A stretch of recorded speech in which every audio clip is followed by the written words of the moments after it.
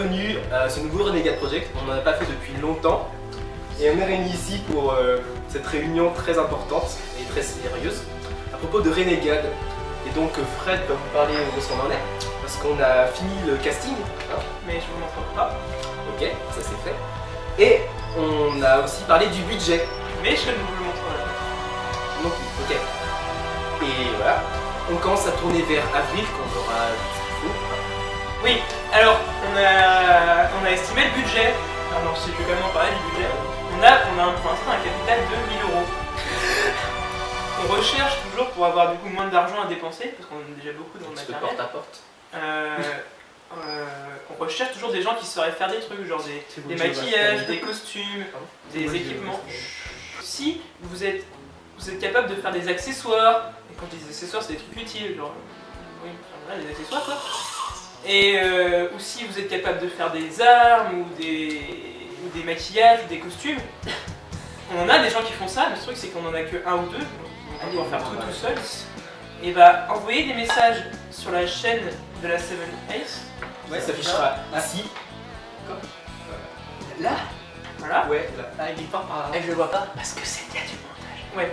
Un autre truc à dire, dans la vidéo qui suit, c'est juste après cette vidéo là, même si on l'a pas encore tournée, Même si c'est dans le temps. on fait une table de lecture avec tous les acteurs dans laquelle on a lu les 6 premiers épisodes. Et donc dans la vidéo qui suit, vous allez pouvoir voir leur réaction face au script. Alors s'ils ont trouvé ça nul ou pas. 2, 3, magique! Allez, on se retrouve maintenant chez Pierre. Donc aujourd'hui on a fait la table de lecture, on a lu les 6 premiers épisodes de la série.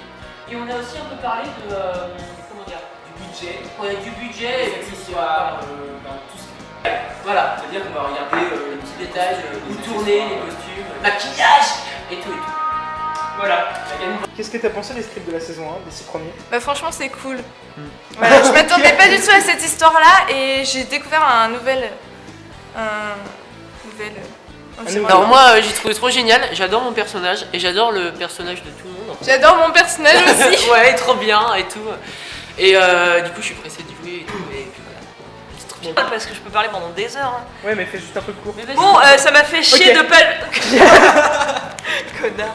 Non, ça m'a fait chier de pas jouer parce qu'en fait on m'a invité ici dans cette table de lecture incongrue alors que je joue même pas dedans dans les 6 premiers épisodes.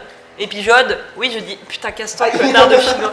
Et mais bon c'était intéressant, j'aime beaucoup la psychologie de Ran et en fait j'aime bien la psychologie de tous les personnages, ils sont assez recherchés et c'est assez intéressant à ce niveau-là.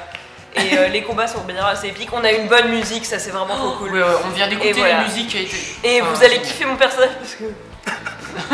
Parce qu'on ne voit pas absolument Parce qu'on me voit pas. Mon personnage est très atypique et vraiment particulier. Il prend beaucoup de place. Mais tout le monde l'aime, hein, tout le monde l'aime. Tout le monde aime mon personnage. Enfin surtout vous. Pardon. Et enfin bref.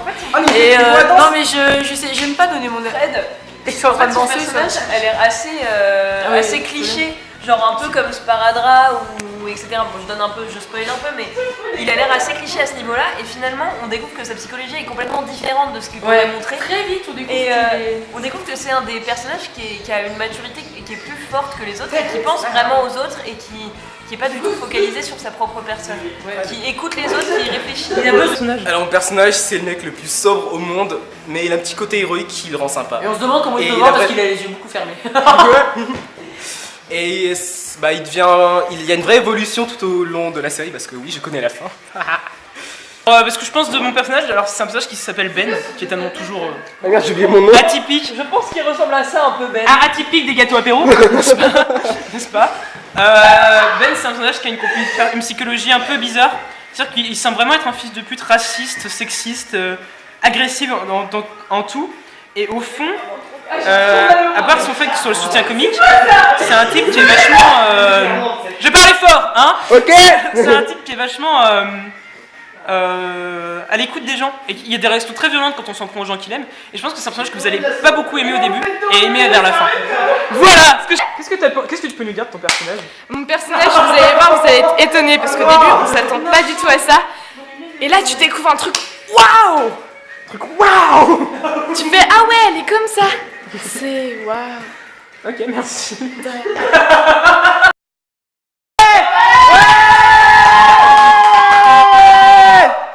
Renegade Project. On espère que ça vous aura plu, c'était très court.